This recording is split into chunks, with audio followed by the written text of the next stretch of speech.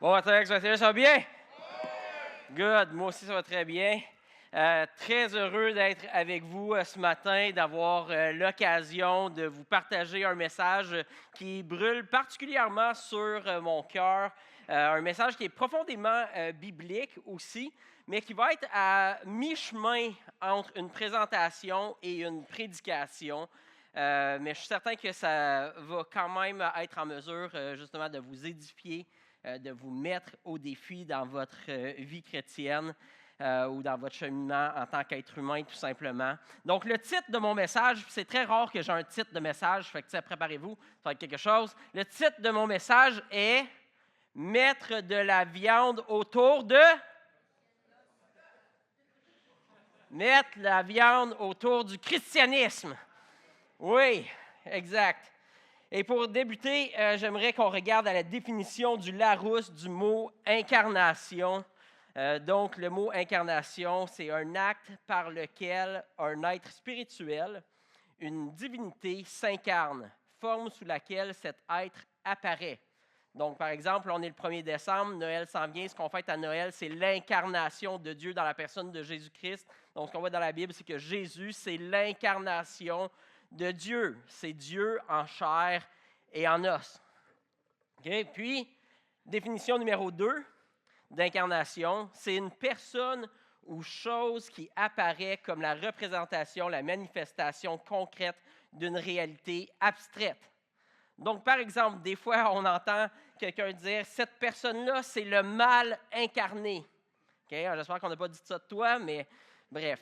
Donc, ce qu'on est en train de dire, c'est que c'est le mal en personne. Cette personne-là, c'est le mal en chair et en os. Ou bien, on va dire « ce gars-là, c'est un vrai cœur sur deux pattes ». Hein? On entend ça, habituellement, quand on dit ça, on parle de moi, là, juste pour que vous sachiez.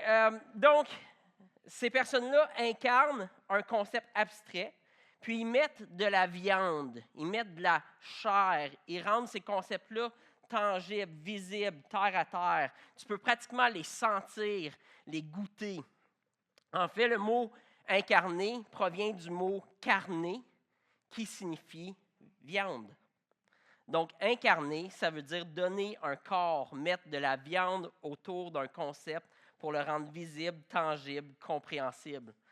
Puis il y a quelques années, j'étais dans un congrès en Floride, puis on m'a fait faire un test de personnalité.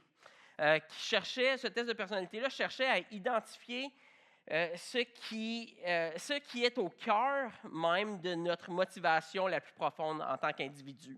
Moi, ce qui est ressorti dans mon cas, c'est une traduction de ce qui est ressorti, ça disait « Tu es fondamentalement motivé par le fait de vouloir rendre visibles et concrets les concepts, visions ou valeurs qui te tiennent à cœur. » Donc ensuite, quand je regardais puis je réfléchissais à tout ça, je constatais que oui, c'était vraiment ça ma motivation la plus profonde.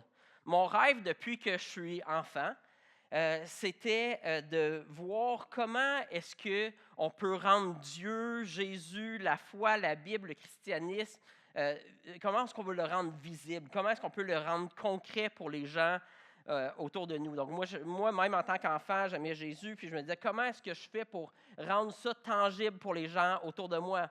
Donc c'était vrai quand j'avais 8 ans, puis que je jouais au hockey dans la rue, mais que je parlais à mes amis de Jésus. Hein? Fait que je ne suis pas devenu super bon au hockey, mais je parle de Jésus. Fait que là, mais c'est ça mon désir. Je voulais qu'ils comprennent qui est Jésus. Je voulais que ça devienne vrai, que ça devienne tangible pour eux. C'était vrai aussi dans mon école secondaire, quand j'avais commencé une réunion de prière dans mon école, dans le but que tout le monde dans l'école puisse découvrir Dieu. Puis finalement, moi-même, j'étais un peu trop gêné pour dire vraiment qu'est-ce que je faisais. Fait que ça a duré comme 2-3 rencontres. Mais c'était ça mon désir. Ce qui brûlait dans moi, c'est comment est-ce qu'on fait pour que mon école découvre Jésus. C'était vrai aussi quand j'étais au cégep, puis que j'invitais mes amis à venir à l'église. Puis ce que je voulais, c'est qu'ils puissent voir, qu'ils puissent goûter à Dieu, à Jésus, au christianisme. Puis c'est de ce même rêve qu'est sorti aussi Actes 21.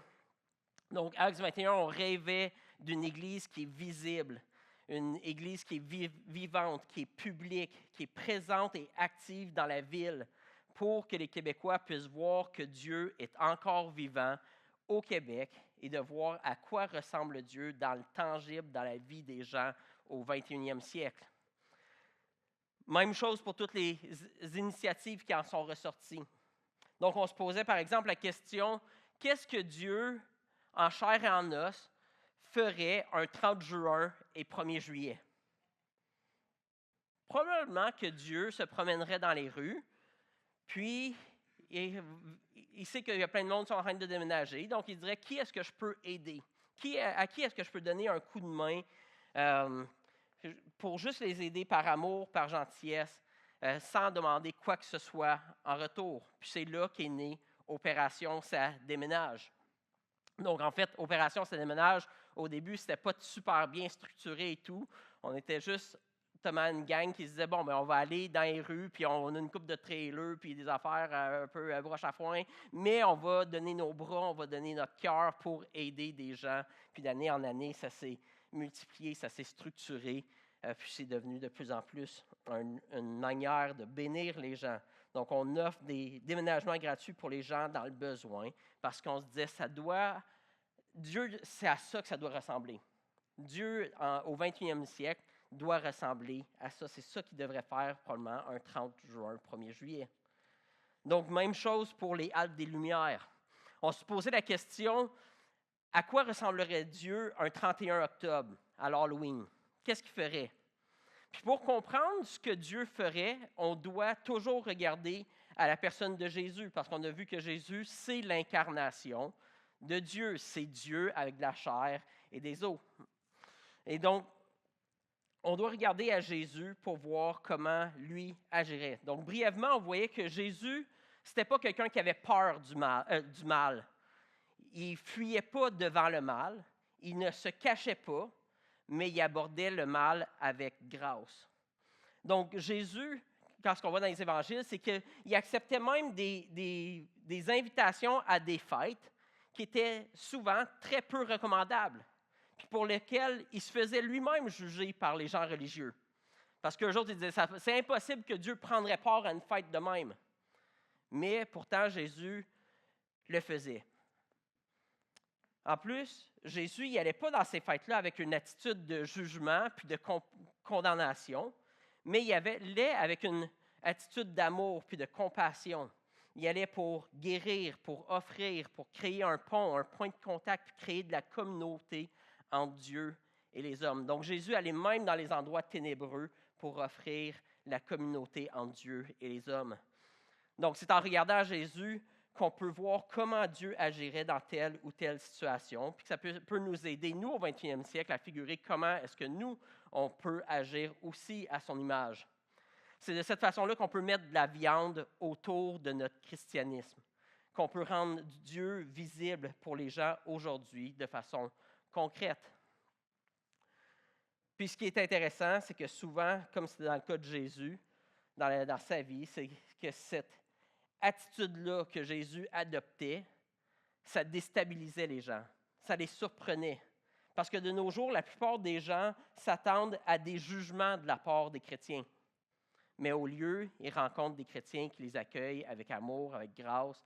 Ils découvrent des voisins qui offrent du réconfort, de la lumière, de l'accueil, de la générosité, du non-jugement.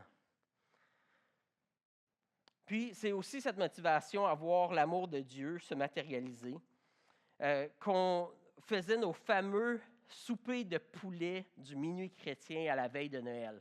Est-ce qu'il y en a qui ont déjà participé à ça? Oui, OK. Donc, ces soupers-là, c'était simple. On se disait, en fait, la manière c'est commencé, c'est qu'à un moment donné, justement, on avait un spectacle de Noël. Puis, on s'est dit, moi, je sais que je devais arriver plus tôt cette journée-là. Puis, il fallait que je figure ce que je vais faire pour le souper. Donc, je me suis dit, bon, ben, je vais juste me commander du poulet. Puis là, je me suis dit, il y a probablement d'autres mondes, comme on était sur la Wellington, au Théâtre Granada dans ce temps-là. Je me disais, il y a probablement d'autres mondes dans la rue qui, eux aussi, ont faim puis n'ont rien de prévu pour Noël. Fait que je me suis dit, je vais aller marcher dans les rues, puis je vais inviter n'importe qui que je croise à dire, hey, venez, on va se commander du poulet. Puis si ça te tente, après, il y a un spectacle de Noël, puis on va fêter ça ensemble. Donc, on faisait ça. Donc, ça a commencé de façon très simple, mais après ça, c'est gros, ça a grandi.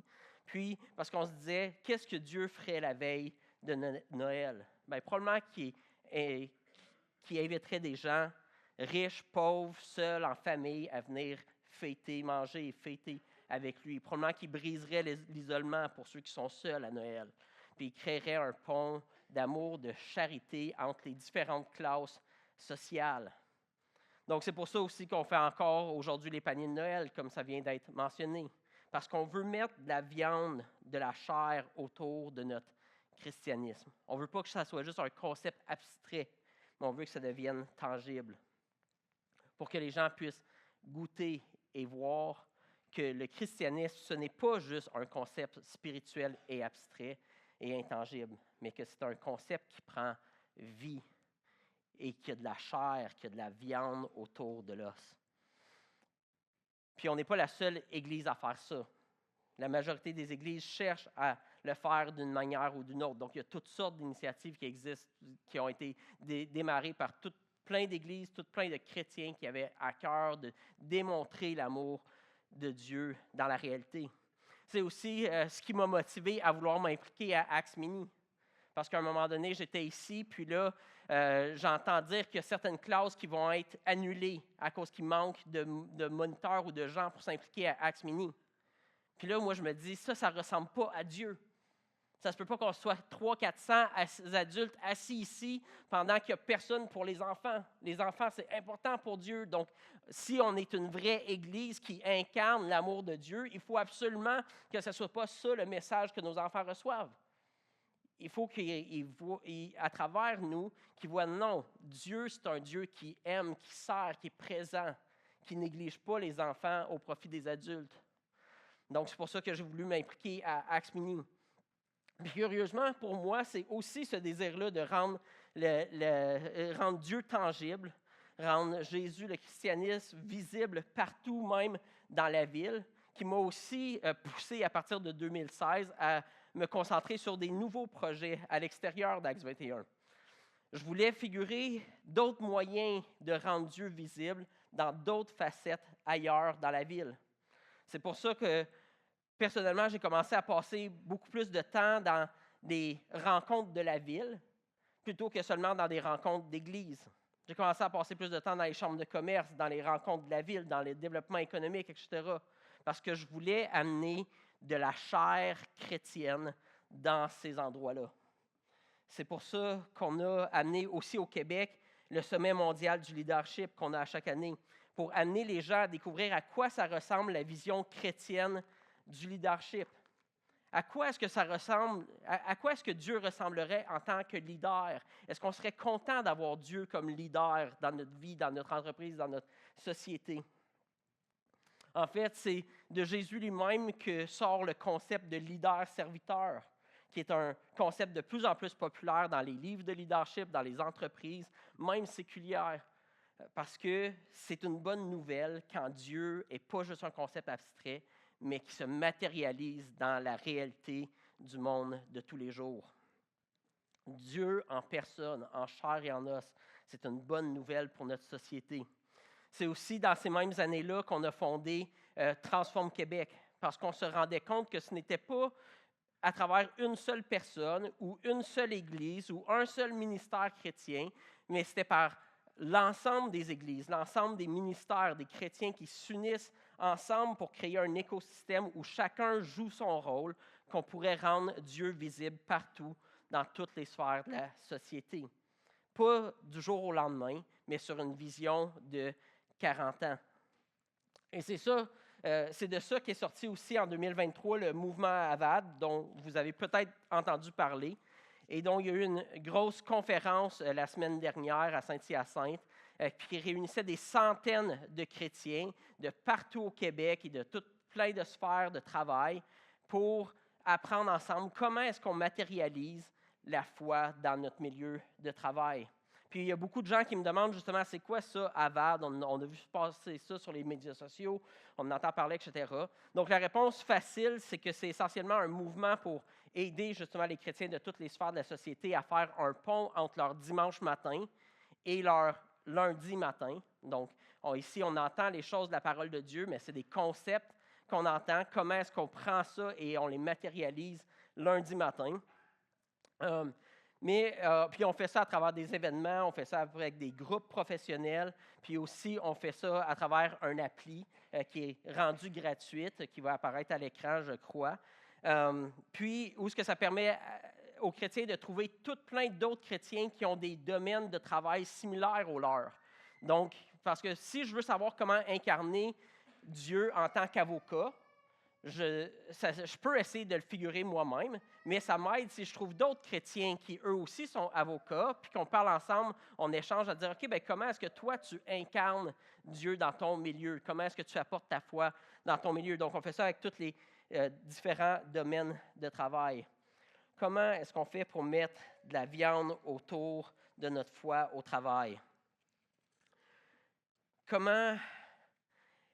À quoi ça ressemble Dieu comme médecin, comme garagiste, comme couturière, comme artiste, comme musicien, comme acteur, comme architecte, comme courtier, comme comptable, comme avocat, comme secrétaire, comme restaurateur, comme gestionnaire. Comment est-ce que Dieu ferait ces métiers-là?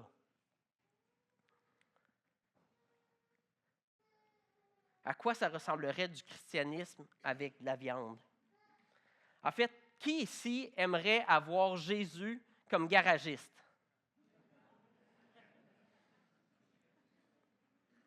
Pourquoi? Job parfait. Donc, incarner Dieu comme garagiste, c'est de faire une bonne job. Pourquoi d'autre est-ce que vous seriez content d'avoir Jésus comme garagiste? Honnête. Donc, on veut incarner, on veut le christianisme avec de la viande. On a l'Esprit de Dieu en nous. On veut montrer à quoi ça ressemble ça. Donc, en tant que garagiste, je suis un garagiste honnête. J'incarne le christianisme. Je mets de la viande autour du concept. Pourquoi d'autre qu'on aimerait avoir Jésus comme garagiste? Confiance. Oui. Ce serait gratuit? OK. C'est super important. C'est le point probablement le plus important. Parce que c'est important de voir, est-ce que Jésus, comme garagiste, ferait ça gratuitement? Qui pense que oui? Qui pense que non? OK, il y a plus de non. OK? Donc, c'est quoi? Les choses qui motivent Jésus, c'est l'amour de Dieu et l'amour du prochain. On est d'accord? Donc, pourquoi est-ce que Jésus chargerait un prix pour faire une réparation sur un char?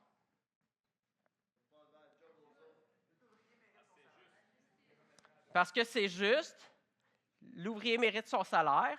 Mais imaginez un instant que tu es garagiste. Là, je vais faire semblant, je suis Jésus, je suis garagiste. On vient me voir. Hey Jésus, peux-tu réparer mon char? Puis là, Jésus est comme, oui, ben, j'ai pas de garage, j'ai pas d'outils, j'ai pas les pièces qu'il faut pour le remplacer. Fait que dans le fond, je peux pas faire grand-chose. Fait que merci. Est-ce que ça, c'est d'aimer son prochain? Non. Le but d'un travail, c'est de servir son prochain. Donc, pour servir mon prochain, ou exemple qu'il y avait déjà le garage, il y avait déjà les outils, il y avait déjà les pièces, est-ce qu'il finirait par faire faillite rapidement s'il ne chargeait pas un montant? Oui. Donc, si son but, c'est de servir son prochain et pas juste servir un prochain, il va devoir charger un prix qui est juste. Donc, Jésus, en chair et en os, je suis certain qu'il l'offrirait gratuitement à quelqu'un dans le besoin qui n'a pas les moyens, peu importe. Mais je suis certain aussi qu'il chargerait le prix juste dans la majorité des cas.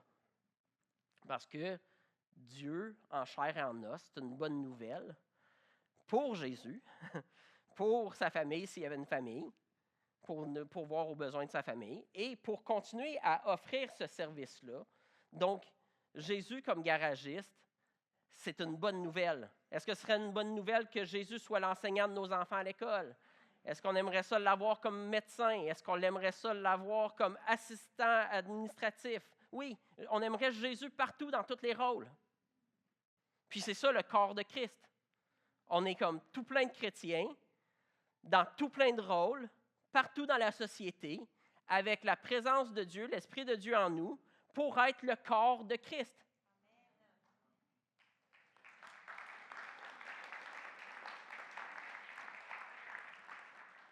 Donc, on va faire un petit exercice ce matin. Vous pouvez même le faire les yeux fermés, même si c'est malaisant et tout. Là.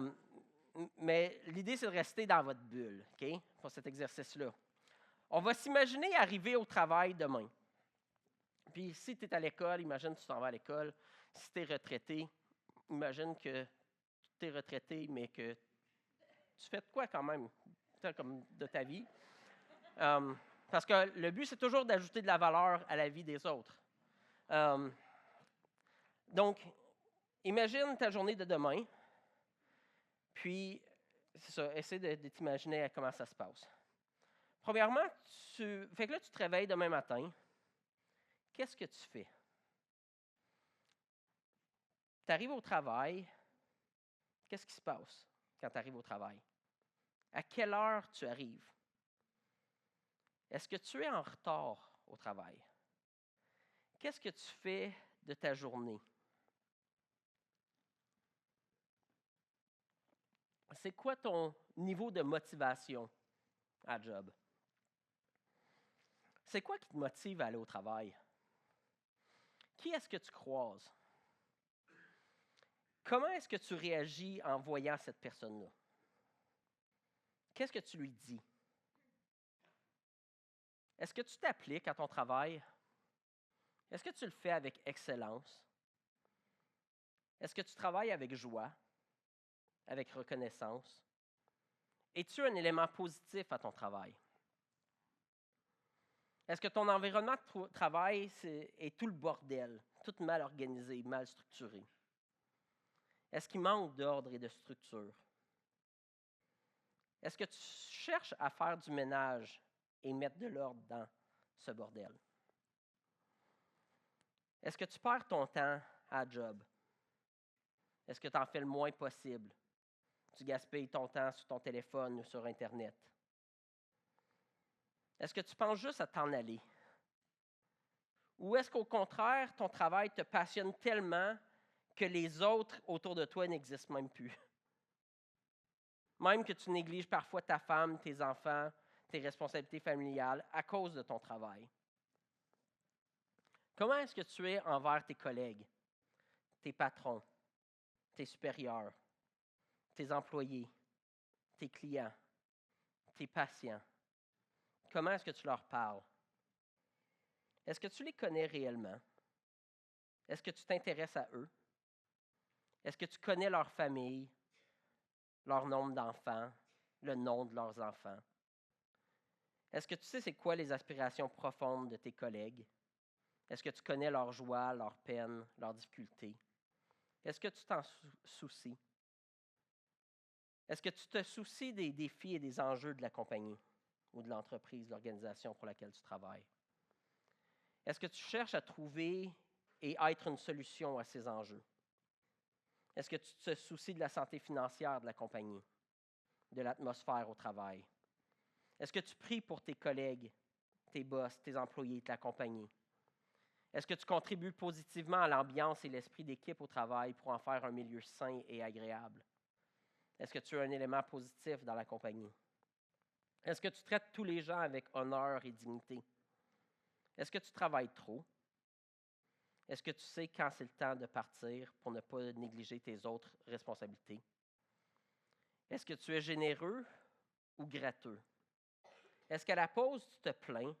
Tu te plains de tes collègues, de ta paye, tu parles dans le dos des nids de ton employeur? Est-ce que tu es sincère avec toi-même? En fait, si tu es sincère avec toi-même, est-ce que tu es surtout là pour l'argent? Si ce n'était pas une question d'argent, est-ce que tu serais complètement ailleurs puis tu ferais autre chose? Est-ce que tu es là pour ce que ça t'apporte à toi? Qu'est-ce que toi tu peux en retirer? Ou est-ce que tu es là pour ce que toi, tu peux apporter et contribuer? Est-ce que les gens savent que Dieu fait grandement partie de ta vie? Est-ce que tu leur tapes sur les nerfs avec Dieu? Est-ce qu'ils sentent toujours que tu les juges, que tu veux les évangéliser ou qu'ils ne sont pas assez bons pour toi? Est-ce que ta présence est une bonne nouvelle pour eux?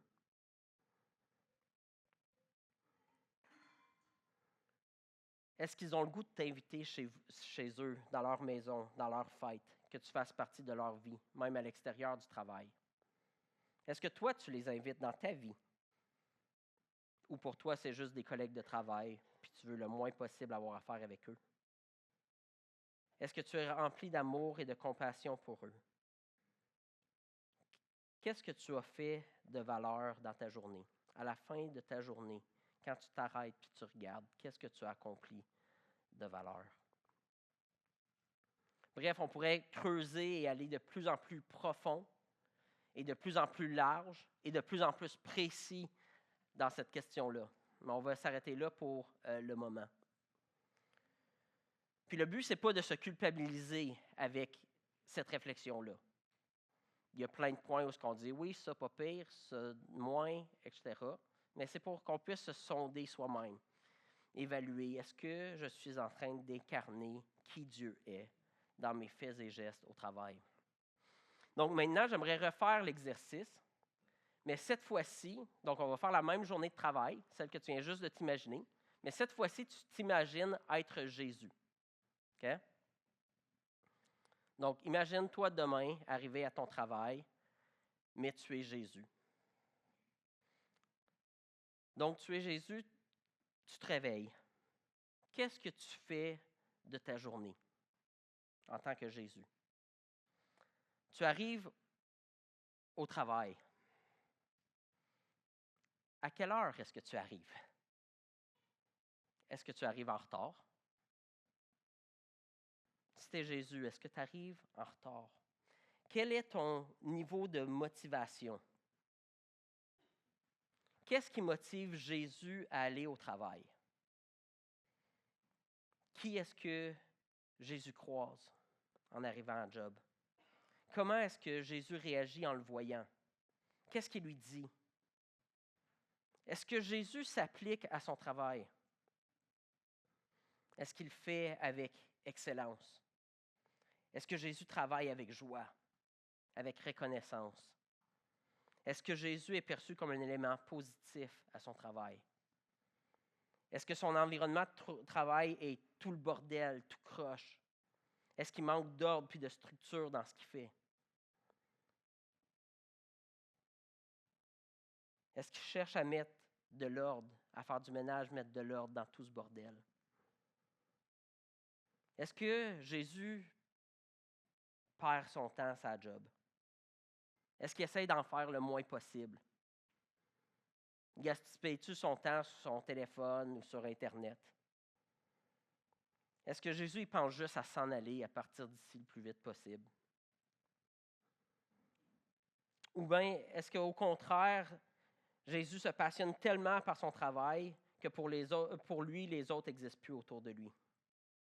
Il néglige sa femme, il néglige ses enfants, ses responsabilités familiales à cause de son travail. Comment est-ce que Jésus est envers ses collègues, ses patrons, ses supérieurs, ses employés, ses clients, ses patients? Comment est-ce qu'il leur parle? Est-ce que Jésus les connaît réellement? Est-ce qu'il s'intéresse à eux? Est-ce qu'il connaît leur famille, le nombre d'enfants qu'ils ont, le nom de leurs enfants? Est-ce qu'il sait c'est quoi les aspirations profondes de ses collègues? Est-ce qu'il connaît leurs joies, leurs peines, leurs difficultés? Est-ce qu'il s'en soucie? Est-ce que Jésus se soucie des défis et des enjeux de la compagnie? Est-ce qu'il cherche à trouver et à être une solution à ces enjeux? Est-ce que Jésus se soucie de la santé financière de la compagnie, de l'atmosphère au travail? Est-ce que Jésus prie pour ses collègues, ses patrons, ses employés, la compagnie? Est-ce que Jésus contribue positivement à l'ambiance et à l'esprit d'équipe au travail pour en faire un milieu sain et agréable? Est-ce que Jésus traite tous les gens avec honneur et dignité? Est-ce que Jésus travaille trop? Est-ce qu'il sait quand que c'est le temps de partir pour ne pas négliger ses autres responsabilités? Est-ce que Jésus est généreux ou gratteux? Est-ce qu'à la pause, Jésus se plaint de ses collègues, de sa paye, parle dans le dos, dénigre son employeur? Si Jésus est sincère avec lui-même, est-ce qu'il est surtout là pour l'argent? Si ce n'était pas une question d'argent, il irait faire autre chose. Est-ce que Jésus est surtout là pour qu'est-ce que lui peut en retirer de sa job? Ou il est surtout là pour voir qu'est-ce que lui peut apporter et contribuer? Est-ce que les gens savent que Dieu fait grandement partie de la vie de Jésus? Est-ce que Jésus leur tape sur les nerfs avec Dieu? Est-ce qu'ils sentent toujours que Jésus est là pour les juger puis les évangéliser, qu'ils ne sont pas assez bons pour lui? Est-ce que sa présence est une bonne nouvelle? Est-ce qu'ils ont le goût d'être dans sa présence? Est-ce qu'ils ont le goût d'inviter Jésus dans leur maison, dans leur fête, qui fasse partie de leur vie, même à l'extérieur du travail? Est-ce qu'il les invite dans sa vie? Ou pour lui, c'est juste des collègues de travail, puis il veut le moins possible avoir affaire avec eux? Est-ce que Jésus est rempli d'amour, de compassion pour eux? À la fin de sa journée, quand Jésus regarde sa journée, qu'est-ce que Jésus a accompli de valeur?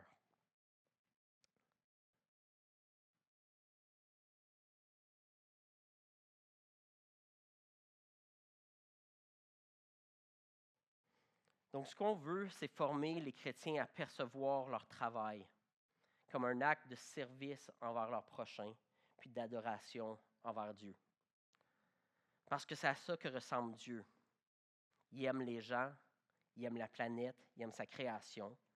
Puis notre rôle dans la vie, dans le travail, c'est de rendre visible, de mettre de la viande autour de l'os. Notre façon d'agir, de parler, de penser, c'est ce qui permet aux gens de voir Dieu, de le goûter, de le sentir, de travailler avec lui, de pouvoir voir pour eux-mêmes s'ils trouvent que Jésus est une bonne ou une mauvaise nouvelle.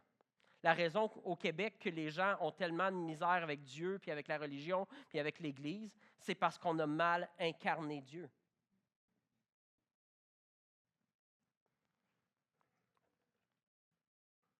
Donc, quand on se dit chrétien, notre bonne ou notre mauvaise incarnation de Jésus détermine l'image que les gens vont se faire de Dieu.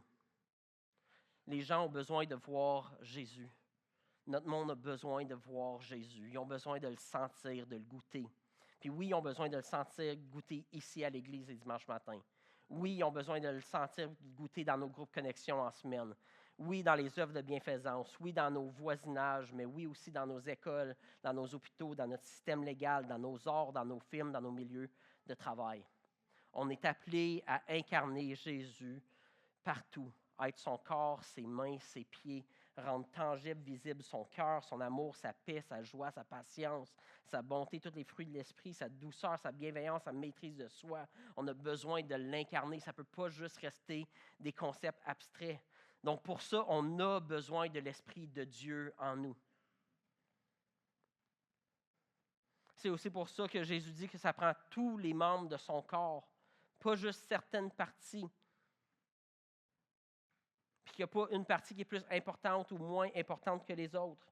Chaque membre, chaque chrétien est important parce que tu es le seul à pouvoir agir comme Jésus là où il t'a placé.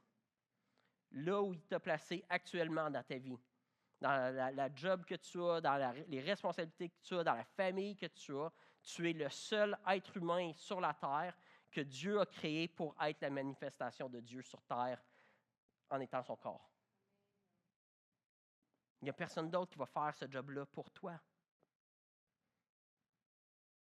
Puis même Dieu ne va pas s'imposer, puis il ne va pas te voler ce rôle-là.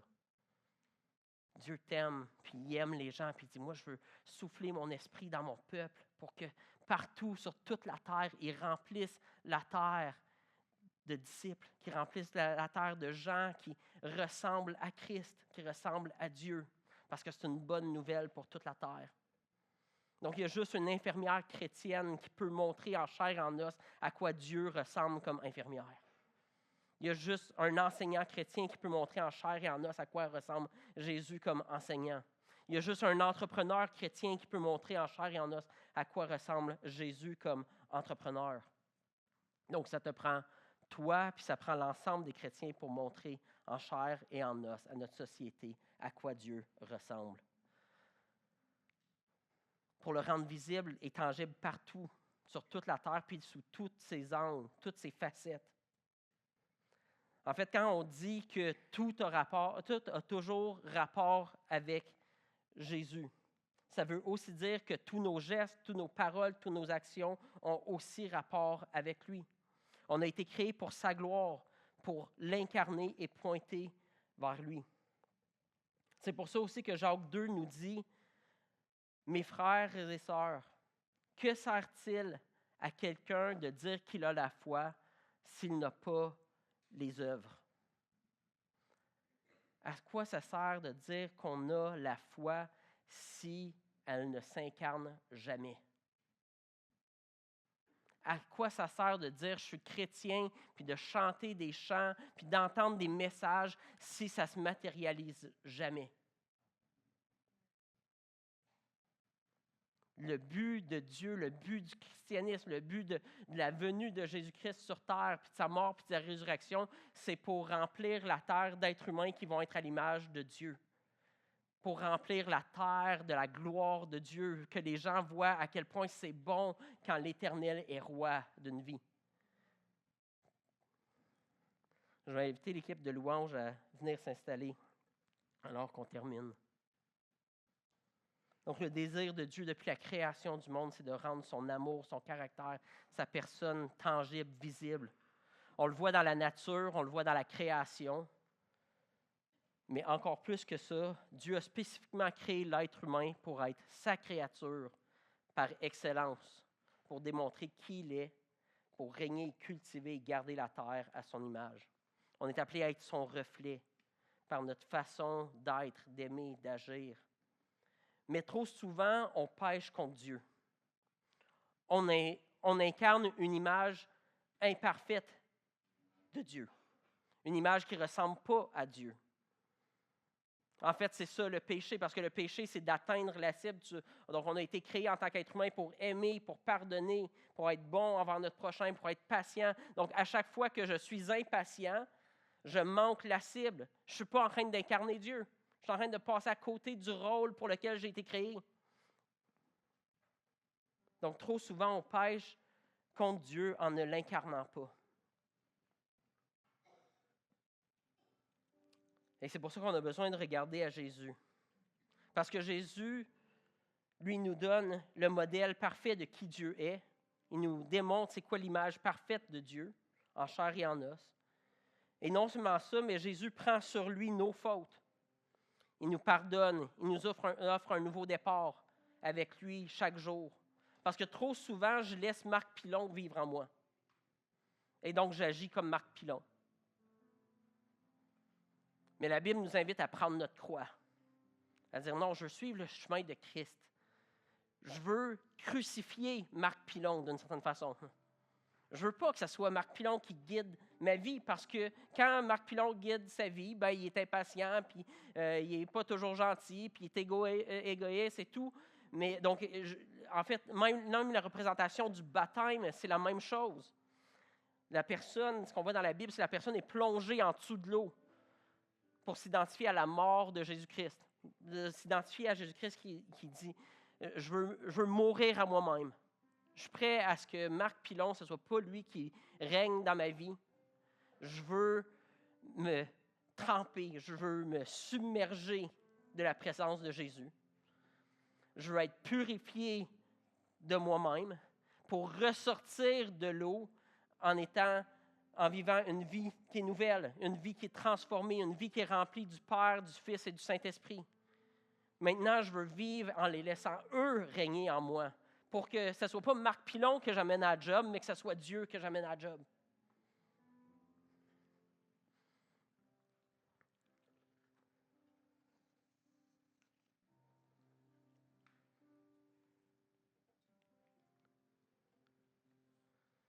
Ce que notre monde a besoin, c'est plus de Dieu, puis un peu moins de nous.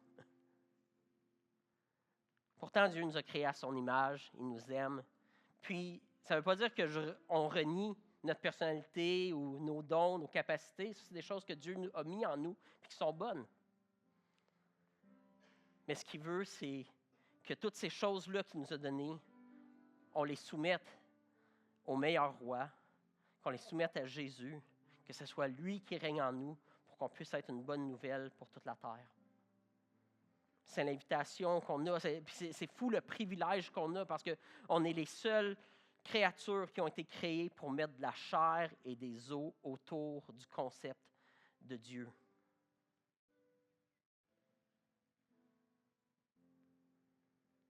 Mais pour ça, on a besoin d'être rempli de son esprit. On a besoin de prendre le pain, qui est le corps de Jésus. On a besoin de la vie de Jésus, le sang de Jésus en nous. On a besoin d'être purifié par Christ pour vivre une vie nouvelle. Donc, mon appel, mon invitation pour toi, Acts 21,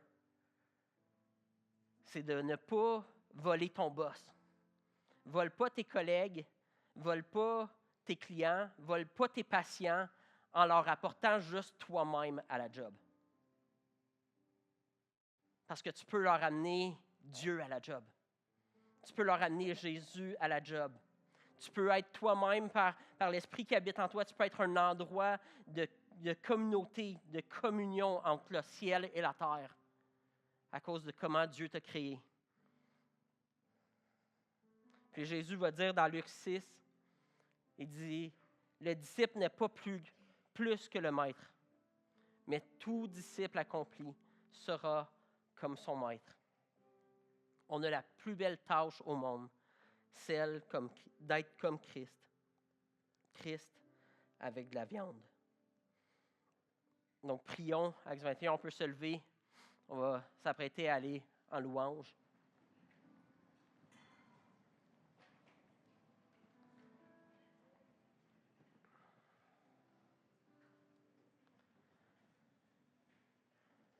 Oui, Dieu, notre désir avec ce message ce matin, c'est pas de nous écraser ou de nous culpabiliser ou de dire « Ah, je suis encore pas à la hauteur », puis de se morfondre sur nous-mêmes. Ce qu'on veut, c'est avoir les regards sur toi. De dire « Aïe, c'est incroyable. C'est vrai que je voudrais Jésus dans tous les rôles de ma vie. » Il me semble qu'il serait un meilleur mari, il serait une meilleure épouse, il serait un meilleur enfant, il serait un meilleur parent, il serait un meilleur voisin, il serait un meilleur collègue de travail, collègue de classe. Ah, Jésus, je veux tellement plus de toi en moi. Merci de mettre de la lumière ce matin sur le fait que je peux tellement facilement m'égarer sur tout plein de chemins, à croire que le christianisme, c'est juste le rassemblement du dimanche matin ou c'est juste le concept ou la théologie derrière. Merci de mettre de la lumière sur le chemin pour me montrer que ce qui mène à la vie, c'est quand comme mes actions s'alignent sur ta parole. Tu dis dans Matthieu 7 que dans l'histoire du fou qui bâtit sa maison sur le sable, puis le sage qui bâtit sa maison puis qu'elle reste solide. Ce qui est intéressant, c'est que des fois, on pense que de bâtir notre maison sur le roc, sur le solide, c'est de bâtir sur Jésus. Puis pourtant, quand on lit bien le passage, tu nous dis, celui qui bâtit sa maison sur le roc, c'est celui qui entend mes paroles et les met en pratique. Aide-nous à avoir une vie chrétienne qui ne repose pas sur du sable et où on ne se crée pas l'illusion qui est bâtie sur le roc, mais où ce qu'on ne met pas en action.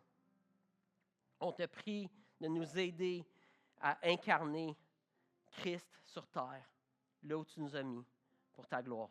Amen.